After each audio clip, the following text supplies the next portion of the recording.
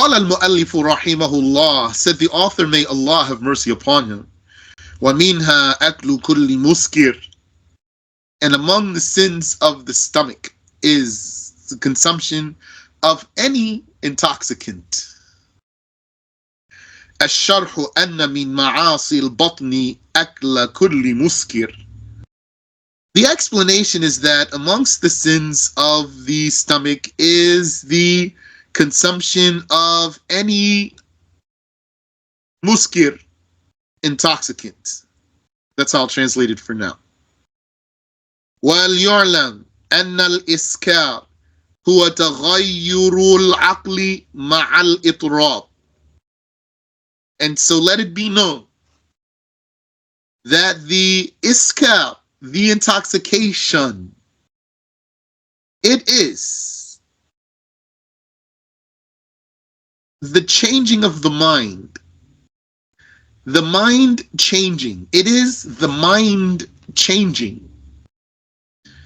Ma'al itrab, with euphoria.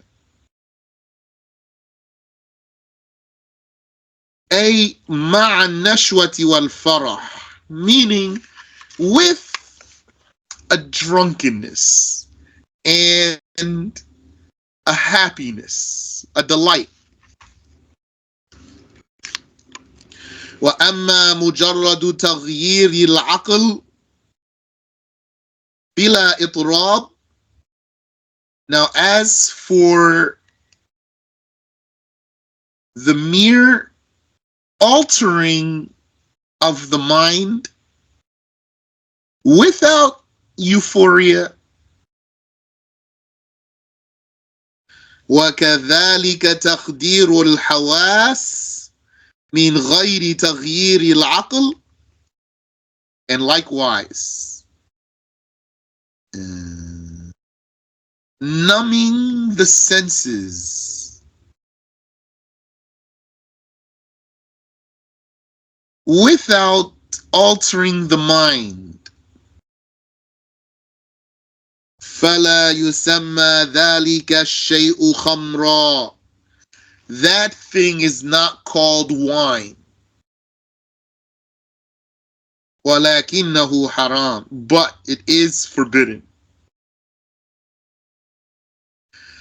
حتى قال ابن دقيق العيد حتى قال ابن دقيق العيد في جوزة الطيب إنها مسكرة.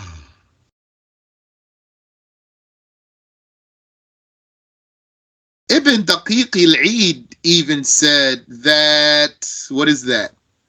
Nutmeg is intoxicating.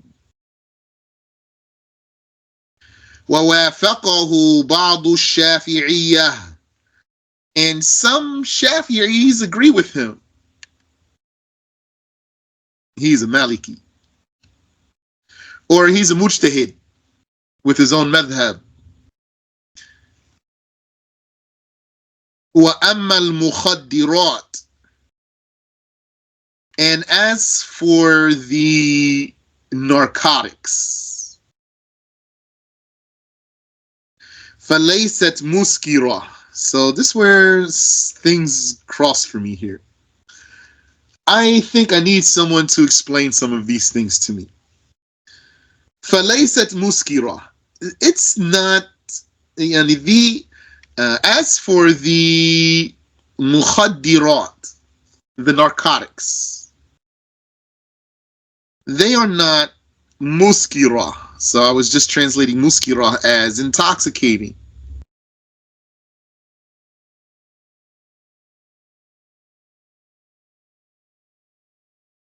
But that's why I kept always saying something.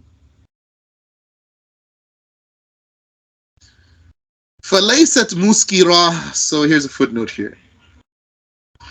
قال في إعانة الطالبين.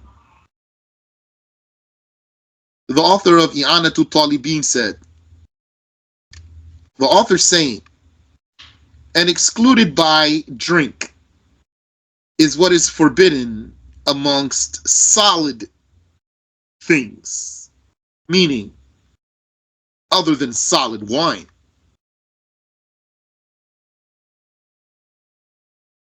As for solid wine,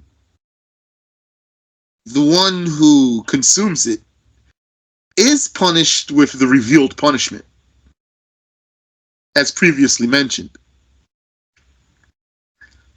When the author said, there is no revealed punishment for that, he meant the solid things, solid intoxicants. Furthermore, he said, branch,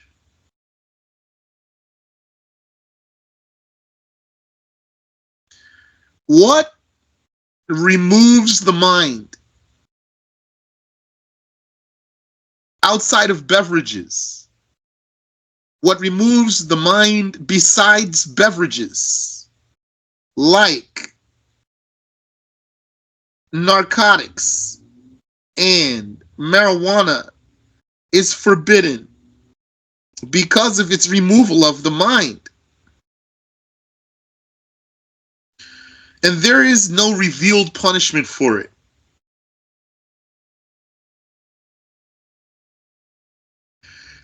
Because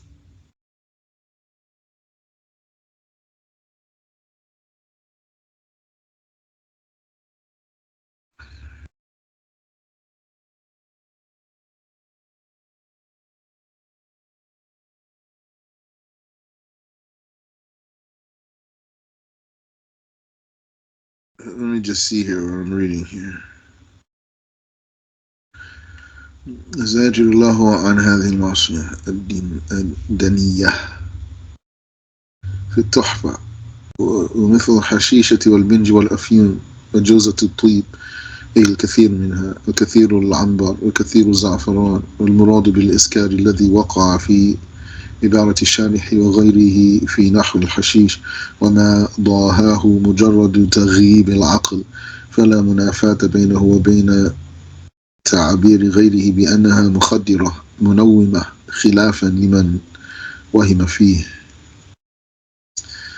Yeah, this needs nice elaboration. So I can't go far. I'll just translate what's here. If I have anything, I'll share it with you. So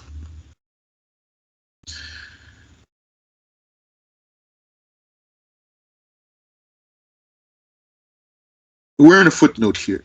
Let me back up. The Sheikh finished talking about wine.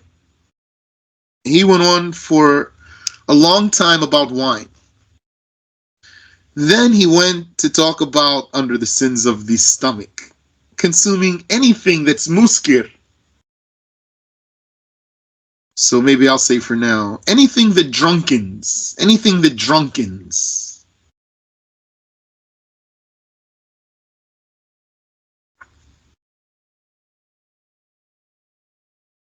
So then he went to talk about what is the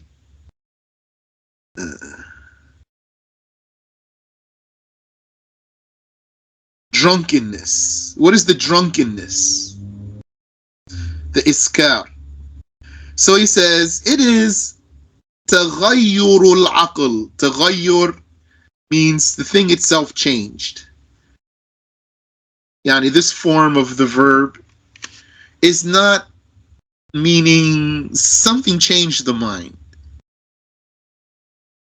So he's saying the drunkenness is the change of the mind. Ma'al itrab, with the euphoria. And then he differentiates some things for you. He says, as for the mere altering of the mind, that means something else is changing the mind. Without, okay. He said, as for the mere altering of the mind without euphoria, and likewise, takhdirul hawas, numbing the senses, deadening the senses, like when you go to the dentist and he puts something in your gums so you can't feel the feel the operation. So when he does that, you don't like get high. You don't feel right there. Your part goes numb. So he says, likewise, numbing the senses without altering the mind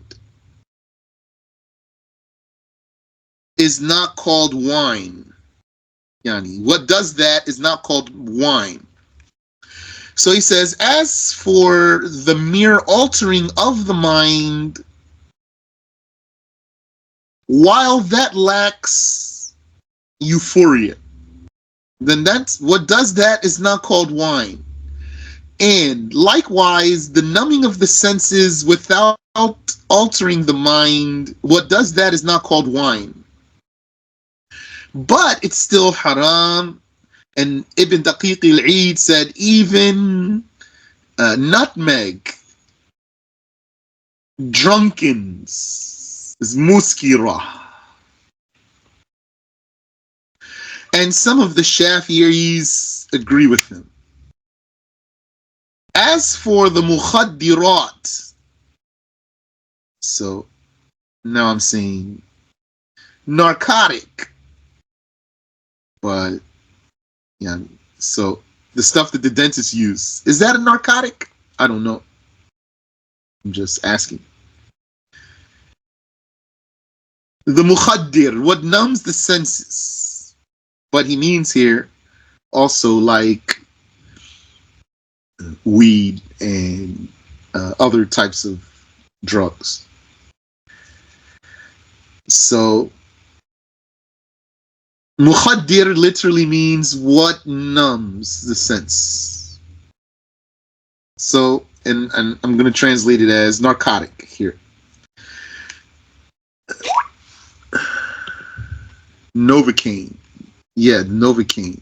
Is Novocaine a narcotic? Is it considered technically a narcotic? Comes up on Google as a question. Novocaine is a local anesthetic. Doesn't answer the question as if yes or no though. Anyway, so as for the mukhaddirat, the narcotics, falaysat muskira, but there's still another word that I found translate as narcotic, which is coming up. Falaysat muskira, they do not drunken. So if anyone has any suggestions for my translation here in this issue, feel free, because maybe I don't know the best words here for several things. Okay. So the Shaykh said, as for the mukhaddirat, narcotics, they're not muskirat, they don't drunken. So then we looked into the footnote.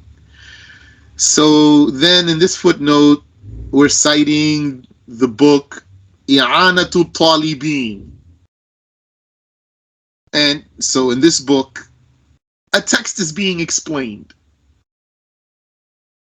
So he says, the author of this book says, the author said, excluded from or excluded by drinks is what's forbidden amongst the solid things, but not solid wine.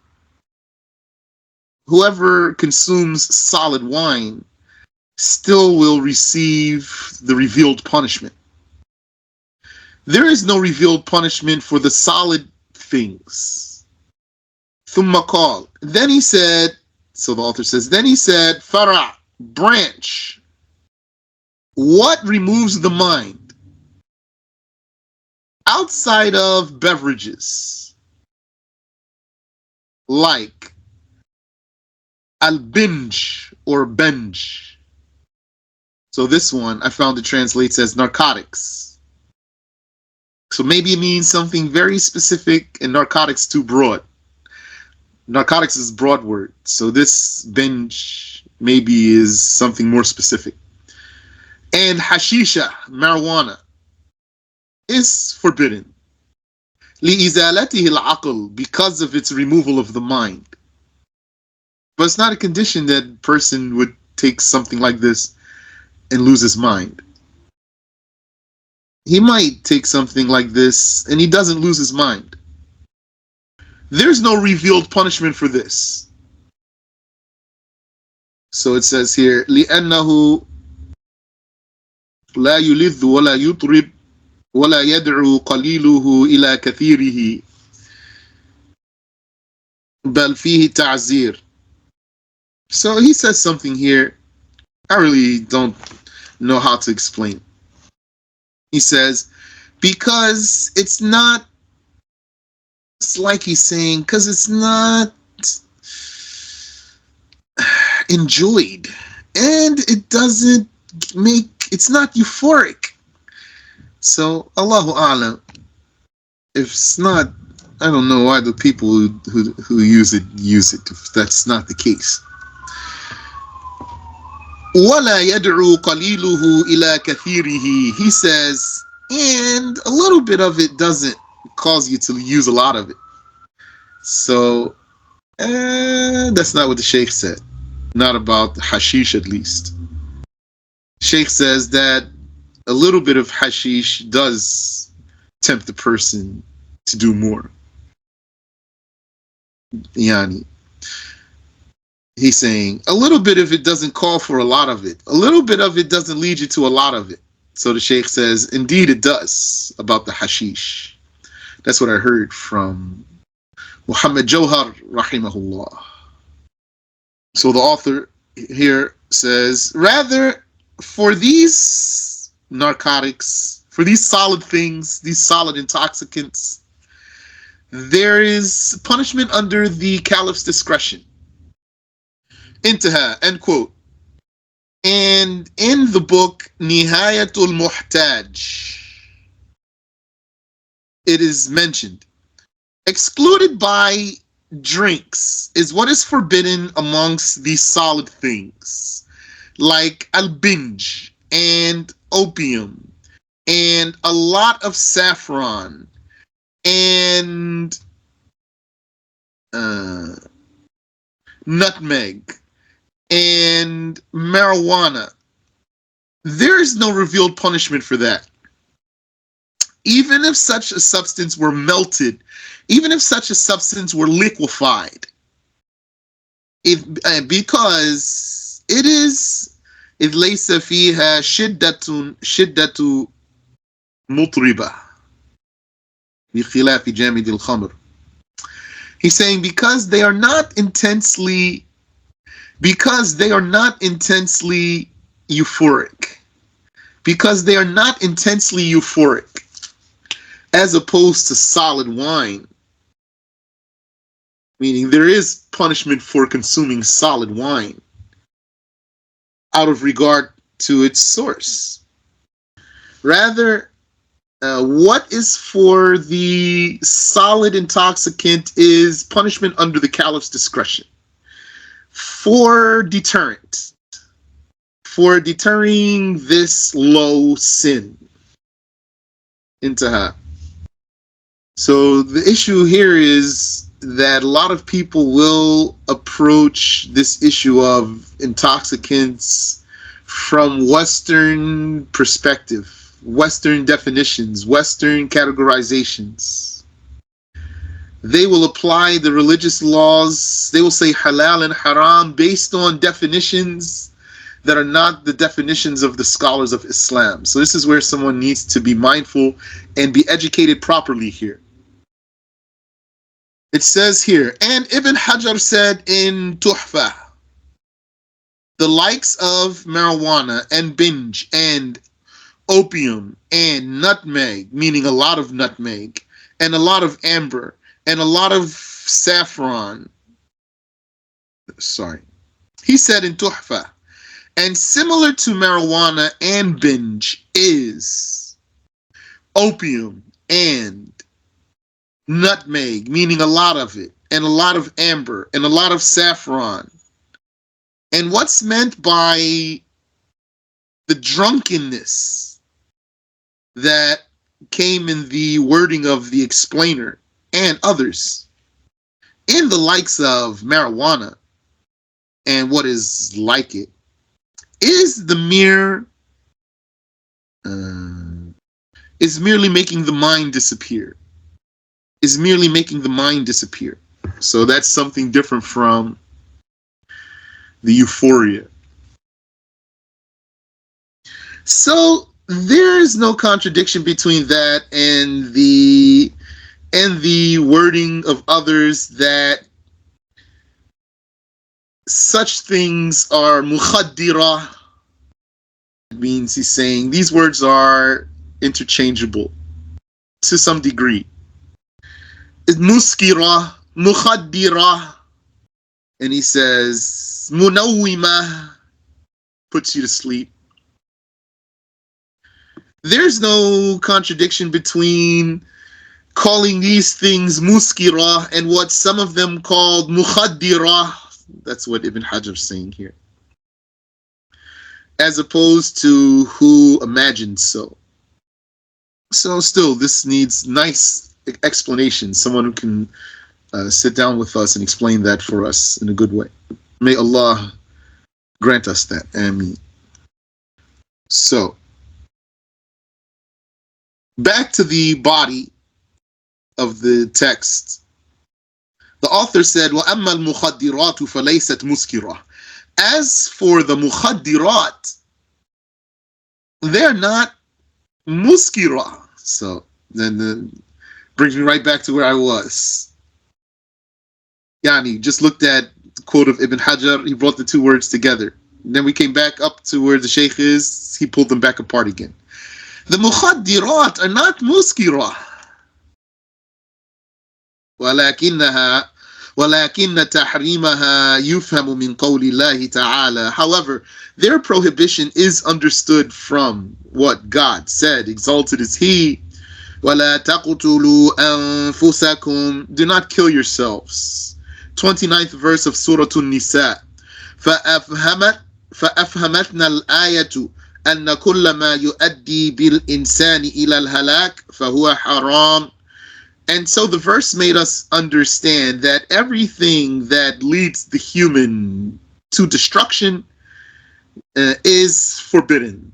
Everything that leads the human to self-destruction is forbidden. حرام أن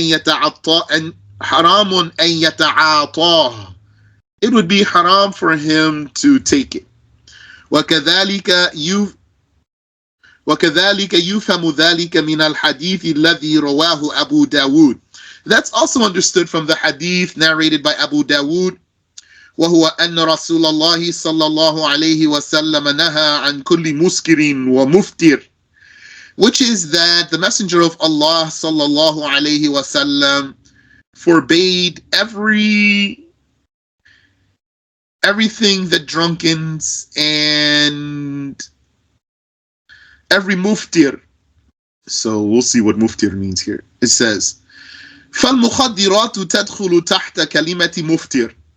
So the narcotics are included under the word muftir in this hadith. وَالْمُفْتِرُ هُوَ مَا يُحْدِثُ فِي الْجِسْمِ وَالْعَيْنِ أَثَرًا ضَارًّا. The muftir is what causes in the body, and it says here ayn. So ayn could mean the eye, or the ayn could mean the individual. Maybe it means the eye, Allahu A'lam, a harmful effect. Everything that leaves in the body and the ayn, a harmful effect. قال الخطابي said, المفتر كل شراب يورث الفتور والخدر في الأعضاء. Al-Khattabi said, the muftir is every drink that causes weakness and numbness in the organs. Subhanallah wa bihamdihi. Al-Khadar. All this time, so I don't know how to translate Khadar in the hadith of Abdullah bin Umar, when he said, Ya Muhammad, because he had the khadar, was a numbness, some sort of numbness. Wallahu a'lam, Allah knows best. We'll stop there.